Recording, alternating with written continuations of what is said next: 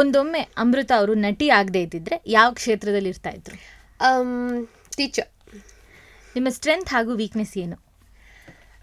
ಗೊತ್ತಿಲ್ಲ, ಇನ್ನೂ ಎಕ್ಸ್ಪ್ಲೋರೇ ಮಾಡಿಲ್ಲ. ಇಮೋಷ್ನಲ್ ಅದೊಂದು ಹೇಳ್ಬೋದು, ಸೆನ್ಸಿಟಿವ್ ಇದ್ದೀನಿ, ಅದು ಸ್ಟ್ರೆಂತು ಇರ್ಬೋದು, ವೀಕ್ನೆಸ್ಸು ಆಗ್ಬೋದು. ಯಾವ ವಿಷಯಕ್ಕೆ ತುಂಬ ಬೇಗ ಕೋಪ ಬರುತ್ತೆ? ಕೋಪ ತುಂಬ ಕಮ್ಮಿ ಆಗ್ಬಿಟ್ಟಿದೆ ಈಗ. ಮುಂಚೆ ಕೇಳಿದರೆ ಹೇಳ್ತಿದ್ದೆ, ಎಲ್ಲದಕ್ಕೂ ಬರ್ತಿತ್ತು. ಈಗ ಕಮ್ಮಿ ಆಗ್ಬಿಟ್ಟಿದೆ. ರಘು ಅವರು ತುಂಬ ಇಷ್ಟಪಡುವ ನೀವು ಮಾಡೋ ಅಡುಗೆ ಯಾವುದು? ಮಾಡಿರೋದೇ ಒಂದು ಅಡುಗೆ ಅವನಿಗೆ. ಪಾಪ ಅವನಿಗೆ ನಾನು ಅಡುಗೆ ಮಾಡ್ತೀನಿ ಅನ್ನೋದೇ ಮರ್ತೋಗ್ಬಿಟ್ಟಿದೆ. ನಾನು ಎರಡು ಅಡುಗೆ ಮಾಡಿಕೊಟ್ಟಿದ್ದೀನಿ. ಒಂದು ಮುದ್ದೆ ಮತ್ತು ಬಸ್ಸಾರು ಮಾಡಿದ್ದೀನಿ.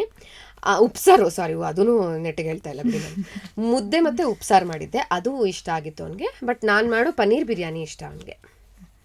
ದಮ್ ಬಿರಿಯಾನಿ ಮಾಡ್ತೀನಿ, ಪನ್ನೀರ್ ದಮ್ ಬಿರಿಯಾನಿ ಮಾಡ್ತೀನಿ. ಸೊ ಲೈಕ್ಸ್ ದಟ್ ಅಂತ ನಾನು ಅಂದ್ಕೊಂಡಿದ್ದೀನಿ. ಯಾಕಂದರೆ ಮಾಡಿ ಹಾಕಿರೋದು ಅದೊಂದೇ, ಅದು ತಿಂದಿರೋದು ಅದೊಂದೇ, ಅವ್ನು ಹ್ಞೂ ಅಂತ ಹೇಳಲೇಬೇಕು. ಹಾಗಾಗಿ ನಿಮ್ಮ ಫಸ್ಟ್ ಸೆಲೆಬ್ರಿಟಿ ಕ್ರಶ್?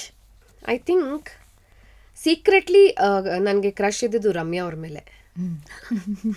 ಆಮೇಲೆ ಹೀರೋ ಅಂತ ಬಂದರೆ Puneeth sir, of course Appu sir.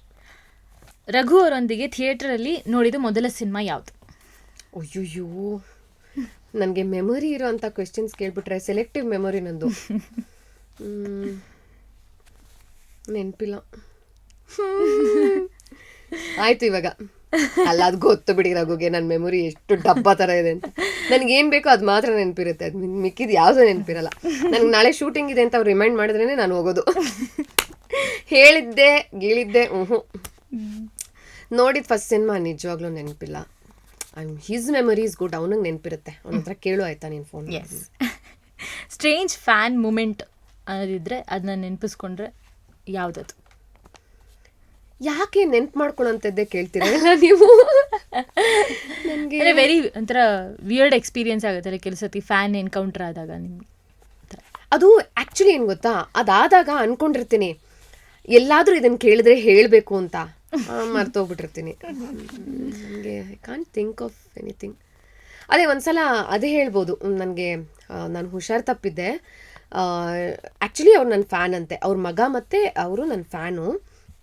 ನಾನು ಹಾಸ್ಪಿಟಲ್ಗೆ ಹೋಗಿದ್ದೀನಿ, ನನಗೆ ಸಿಕ್ಕಾಪಟ್ಟೆ ಮೈ ಸುಡ್ತಾ ಇದೆ, ಜ್ವರ ಬಂದಿದೆ, ನಾನು ಕಾರಲ್ಲಿ ಕೂತಿದ್ರು ಬಂದು ನಾಕ್ ಮಾಡ್ತಾರೆ. ನಾನು ಬಾಗಿಲಿನ ತೆಗೆದು ಹೊರಗಡೆ ಬಂದು ನಿಂತ್ಕೊಂಡೆ. ಅವರು, ನೀವು ಕುಲಬದಲು ಮಾಡ್ತೀರಾ ಅಲ್ವಾ ಅಂತ. ಹೌದು.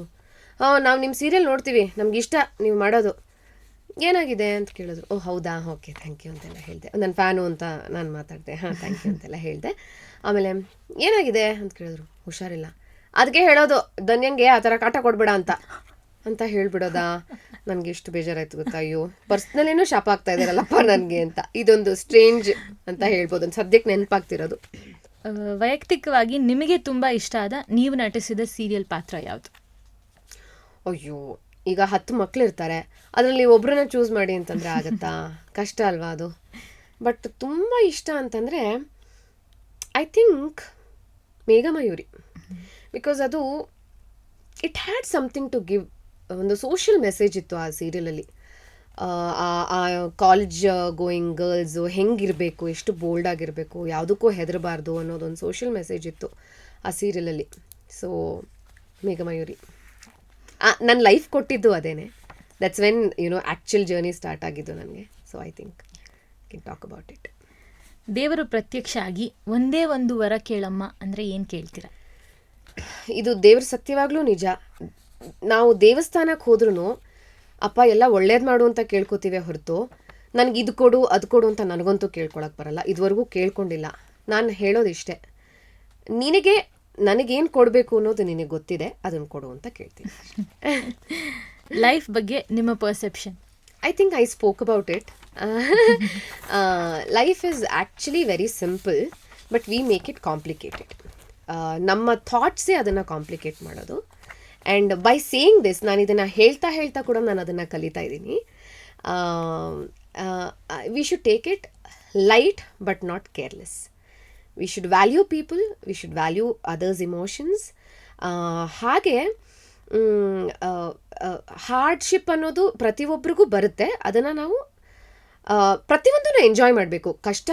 ಸುಖನ ಮಾತ್ರ ಅಲ್ಲದೆ ಕಷ್ಟನೂ ಎಂಜಾಯ್ ಮಾಡಬೇಕು. ಕಷ್ಟನೂ ಇಟ್ಸ್ ಜಸ್ಟ್ ಅ ಫೇಸ್ ಅಂತ, ಅದನ್ನು ನಾವು ಮುಂದೆ ಹೋದರೆ ಇಟ್ಸ್ ಜಸ್ಟ್ ಅ ಫೇಸ್ ಅಷ್ಟೇ, ಮುಗ್ದೋಗುತ್ತೆ ಅದೂ. ಸೊ ಐ ಥಿಂಕ್ ಎಂಜಾಯ್ ಮಾಡಬೇಕು ಲೈಫನ್ನ. ಒಂದೇ ಜೀವನ, ಮುಂದಿನ ಜನ್ಮದಲ್ಲಿ ಏನಾಗ್ತೀವೋ ಗೊತ್ತಿಲ್ಲ, ಇರ್ತೀವೋ ಇಲ್ವೋ ಗೊತ್ತಿಲ್ಲ. ಸೊ ಐ ಥಿಂಕ್ ಏನೇ ಕಷ್ಟ ಇದ್ರೂ ಹಿಂದಿನ ಜನ್ಮದ್ದು ಬಂದಿರಬಹುದು, ಅದನ್ನೆಲ್ಲ ಬಿಲೀವ್ ಮಾಡ್ತೀನಿ ನಾನು. ಕೆಲವೊಂದು ಕಾರ್ಮಿಕ್ ಎಲ್ಲ ಇರುತ್ತಲ್ಲ, ಸೊ ಅದು ಬಂದಿರುತ್ತೆ. ಬಟ್ ಅದನ್ನು ನಾವು ಹೇಗೆ ನಿಭಾಯಿಸ್ತೀವಿ, that matters a lot. Patience is very important ಲೈಫಲ್ಲಿ. ತಾಳ್ಮೆ, that is very important. So I think ಆ ಥರ ಪೇಷಂಟಾಗಿ ಯೋಚನೆ ಮಾಡಿದ್ರೆ, ತಾಳ್ಮೆಯಿಂದ ಯೋಚನೆ ಮಾಡಿದ್ರೆ, ಅದು ಒಂದು ಕ್ಷಣ ಅಷ್ಟೇ, ಅದನ್ನು ಪಾಸ್ ಮಾಡಿ ಮುಂದಕ್ಕೆ ಹೋಗ್ತೀವಿ.